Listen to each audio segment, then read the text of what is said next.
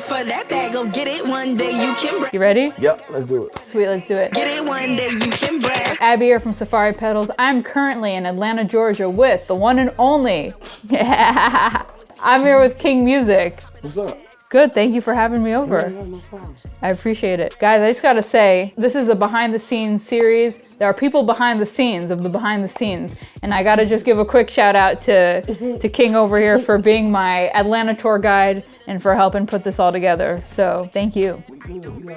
Yes, sir. So now it's your turn to be in the hot seat, finally. Oh God, let's do it. Let's do it. Let's do it. So I think first things first, you're a vinyl sample kind of dude. I'd love to hear kind of your process and how you see things. Well, basically, the roots of sampling comes from like just listening to music all my life. So like having older parents, listening to like, I'm a big Isley's Brother fan. Like if it was up to me, I would be another member in the group.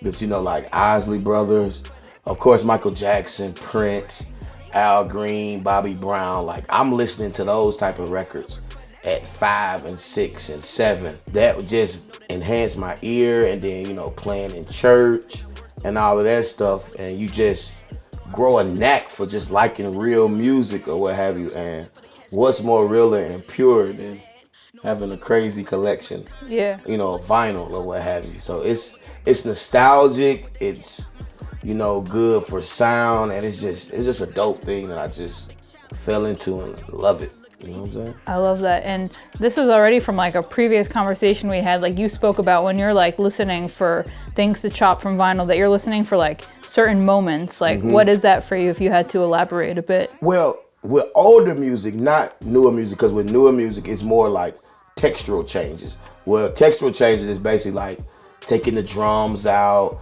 bringing the bass in, you know, just dropping sounds.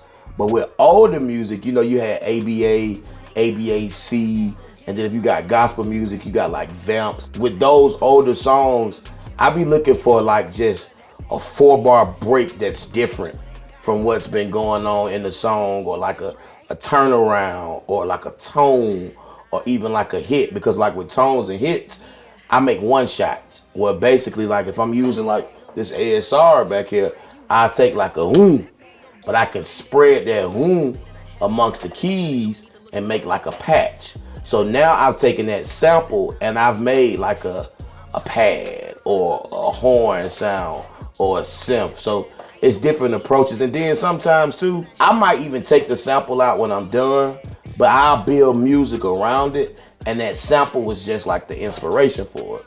Or even like calling my guy that plays the guitar, or like playing the bass. Like I'll have them try to like replay the sample but change some of the notes around, and then you still have that bed of music that I've played around it. Now we got a whole nother brand new idea. It's just, for me, vinyl and samples, it's like just inspiration.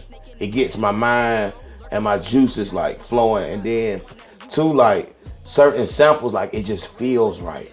Like it's like that needs to be like played with or explored, because sometimes the turnarounds be better than the song. Yeah. And you be like, why wasn't that the main progression or what have you? So it's just taste and interest and feel. Feel is the most important thing.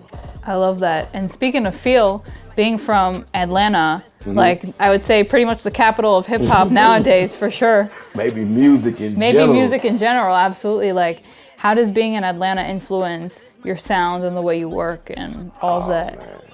I say I'm like Atlanta, like through and through, you know, like I'm one of the rare breeds that's like born here, raised here, went to Atlanta public school. Like when I pay my water bill, I'm paying to the city of Atlanta type vibe. But like I grew up on the Jermaine Dupri's, on the Little Johns, on the DJ Toombs, on the Jazzy Faze, and Rico Wade. We got to start Rico Wade first, because Rico Wade really put that battery in all of our backs to like go in your mom's basement or make a room and like build a studio, because you know that's how Rico Wade started with the Dungeon Family. Like it was like a crawl space in his mom's house, and he made that like into a studio. And like for me, I'm one of those type of people like, okay, we from the same city, same neighborhood. Okay, if he can do it, I can do it. Now it's gonna take work and all that type of stuff, but just that belief and seeing that with what he did with the Dungeon Family, and then to go create Outkast, like if you from the city, like that's a part of your DNA. Or like if you're a big hip hopper and you're a trap guy, like what DJ Toomp was doing for like T.I., like that's gonna influence you. You know, like all of those is a part of, I would say, like your producer makeup, or you know, just hearing all of those guys and like the stuff they was doing. Like when I was making beats, like in middle school, they were the standard. That's what I was trying to achieve. Like the reason why I have an ASR is because of Toomp. You know what I'm saying? Like I got a 3000 from seeing like Jazzy on a 3000. You know, like I like guitars because of the stuff like Lil Jon was doing with the crunk, but he still had the melodic guitars playing, and all of those guys like with the low end and that type of stuff. Like I started writing songs because I seen what Jermaine Dupri makes the beat and write the song. I wanted to get real good on piano because you got Brian Michael Cox making all these ballads and his piano crazy. So it's like, I got to get stronger on the piano. So like all of that shit going on is influencing you. And then the fact that that shit is right there in your neighborhood. You know what I'm saying? It's right down the street. Like literally all the studios are down the street from me. So it's like, what the fuck? I'm trying to get over there. So all of that is going to like, you know what I'm saying? Like inspire you. So like, yeah, that's why I say I'm Atlanta through and through. You know what I'm saying? Like, would you be able to kind of like sum up the Atlanta sound, like what it is, if you had to kind of like put a spin on it, or you think it's like such a melting pot that it's like many things at the same time? I guess now you would say it's phases. I would say it's changed over time. Cause like when you think of like Organized Noise and the Outcasts, at the root, at the base, is that bass. Whether it's a played bass like how the Dungeon Family was doing, or like the 808s with like John and Toomp or what have you, but everybody still had musical ability. Like it was still music, you know, being around. Even like with the newer stuff, like with the trap, like from having like the horns and the melodic strings or whatever. But you still, that low end is anything from Atlanta is gonna hit, and it's gonna hit hard, and it's gonna bang religiously. And then too, like how Big C said, that bounce. It got to tear the club up, because that's a whole nother aspect like that we didn't get into. Like the strip clubs here, like that plays a big part, because like you want to make that vibe and you want to make that bounce. Like it's nothing like being in the strip club and you got a good J in your mouth and that you hear that in with that bounce.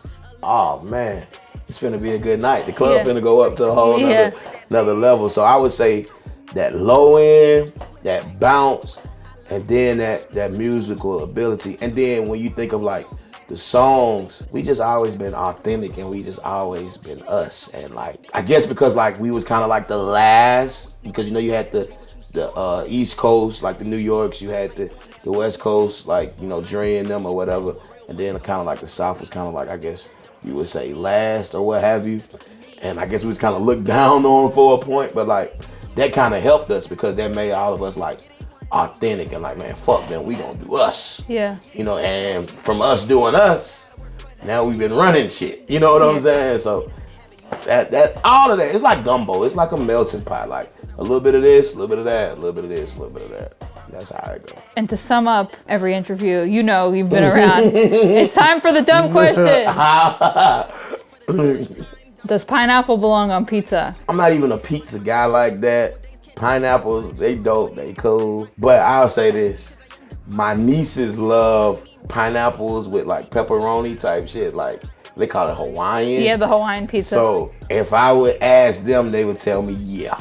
So I'm gonna say pineapples does go on pizza, because I see them eat it all the time. There you go. They be really satisfied. So pineapples does go on pizza. There you go. We got another yes. We will find out by the end of this series. Does pineapple belong on pizza? But I appreciate you having me through and for being the best Atlanta tour guide. Top notch. Of course. So guys, until next video, I will catch you somewhere else in America. Not sure where yet, but we'll find out. So hey, we'll see you.